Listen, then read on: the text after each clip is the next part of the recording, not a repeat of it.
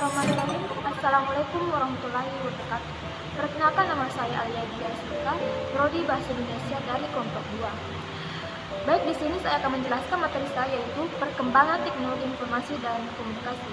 Adapun rumus masalahnya, apa pengertian teknologi informasi, bagaimana perkembangan teknologi informasi terkini, jelaskan bagaimana sejarah perkembangan teknologi informasi di Indonesia, dan jelaskan bagaimana teknologi informasi berbagai bidang. Materi pertama, pengertian teknologi informasi. Teknologi informasi merupakan suatu teknologi yang digunakan untuk mengolah data, termasuk memproses, mendapatkan, menyusun, menyimpan, memanipulasi data dengan berbagai cara untuk membuat atau menghasilkan informasi yang berkualitas. Dengan kata lain, teknologi informasi adalah suatu teknologi untuk menghasilkan sebuah informasi yang relevan, strategi, akurat, dan tepat waktu untuk berbagai kepentingan seperti keperluan pribadi, bisnis, dan pemerintahan. Materi kedua, perkembangan teknologi informasi yang terkini. Beberapa hal yang mempengaruhi perkembangan teknologi diantaranya adalah ketersediaan infrastruktur. Di negara Indonesia sendiri, sejarah perkembangan teknologi informasi masih terus berjalan. Perkembangan teknologi informasi Indonesia tak bisa disamakan dengan perkembangan teknologi di negara maju seperti Jepang, Inggris, Amerika Serikat, dan Singapura karena perbedaan infrastruktur, wilayah, dan lain sebagainya. Sejak dekade 1970-an, teknologi informasi di Indonesia berkembang secara bertahap. Perkembangan televisi. Salah satu televisi nasional yaitu Televisi Republik Indonesia atau yang disingkat TVRI, diresmikan pada 24 Agustus 1962. Televisi ini merupakan satu-satunya stasiun televisi pemerintah. Pada perkembangannya, saluran televisi makin banyak, baik stasiun televisi lokal ataupun nasional swasta. Perkembangan komputer. Universitas Indonesia merupakan salah satu perguruan tinggi pertama yang menjadi tempat pengenalan komputer di Indonesia. Saat itu, semua komunitas akademis, perguruan tinggi, dan industri Indonesia mendapatkan berbagai macam pengenalan tentang teknologi komputer dari Universitas Indonesia. Materi ketiga, sejarah perkembangan teknologi komputasi. Penerapan operasional komputasi di kampus UI berhasil mengirimkan 2 orang staf Fusilcom ke Amerika Serikat dalam rangka studi tentang ilmu komputer. Selanjutnya, pada tahun 1986 ditambah lagi pengiriman menjadi 4 orang. 1984, beberapa jaringan komputer di Indonesia mulai terhubung ke internet melalui jaringan yang bernama UINet. Jaringan tersebut berjalan di atas protokol IRC, meskipun pada umumnya jaringan komputer berjalan di atas protokol TCP atau IP. Domain ID sudah mulai dikenal pada tahun ini.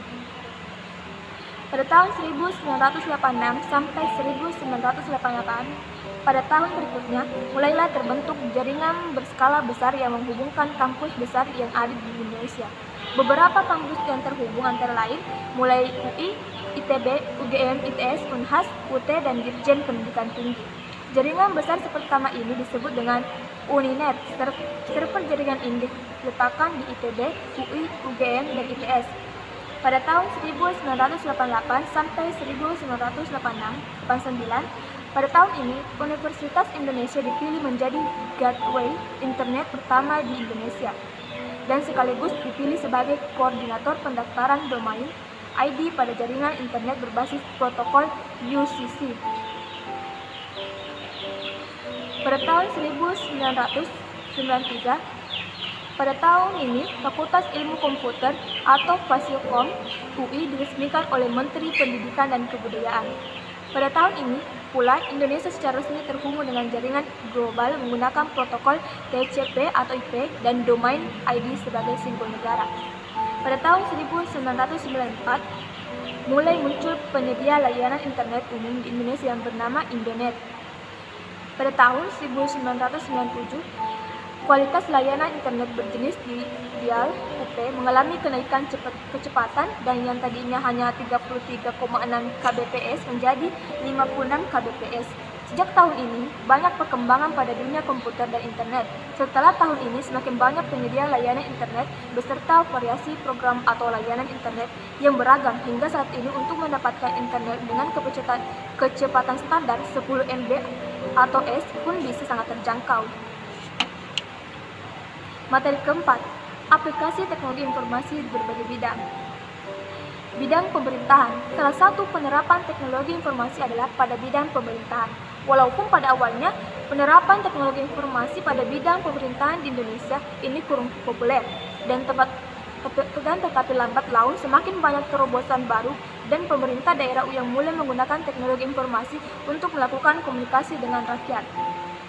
Bidang keuangan dan perbankan. Pada bidang ini tidak bisa dipisahkan dari yang namanya teknologi informasi. Ada beribu bahkan berjuta transaksi yang terjadi hampir setiap hari dan tentunya hal itu tidak akan bisa dilakukan tanpa adanya teknologi informasi yang kuat. Berbagai layanan perbankan dan keuangan bahkan menjadi teknologi informasi sebagai basis dari model pelayanan yang cepat dan responsif. Bidang pendidikan juga merasakan adanya manfaat yang luar biasa dari adanya teknologi informasi dan komunikasi yang mendukung aplikasi teknologi informasi dan komunikasi yang tepat.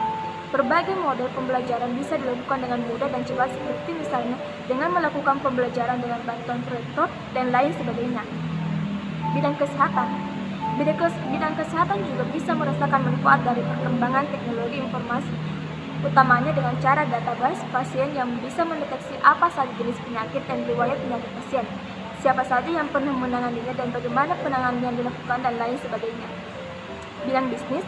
Wujud nyata dari penerapan teknologi informasi pada bidang bisnis adalah pada semakin banyaknya toko online yang menawarkan berbagai macam produk unggulan dan saling bersaing dengan menunjukkan keunggulan pelayanan dan lain sebagainya. Tanpa adanya sistem teknologi informasi, hal tersebut pasti tidak akan bisa terjadi.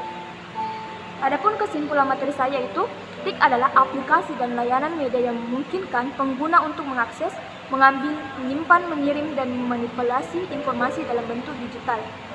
TIK juga digunakan untuk merujuk pada konvergensi teknologi media seperti jaringan audiovisual dan telepon dengan jaringan komputer melalui sistem perpaduan kabel yang terpadu atau termasuk distribusi dan manajemen sinyal atau sistem tautan.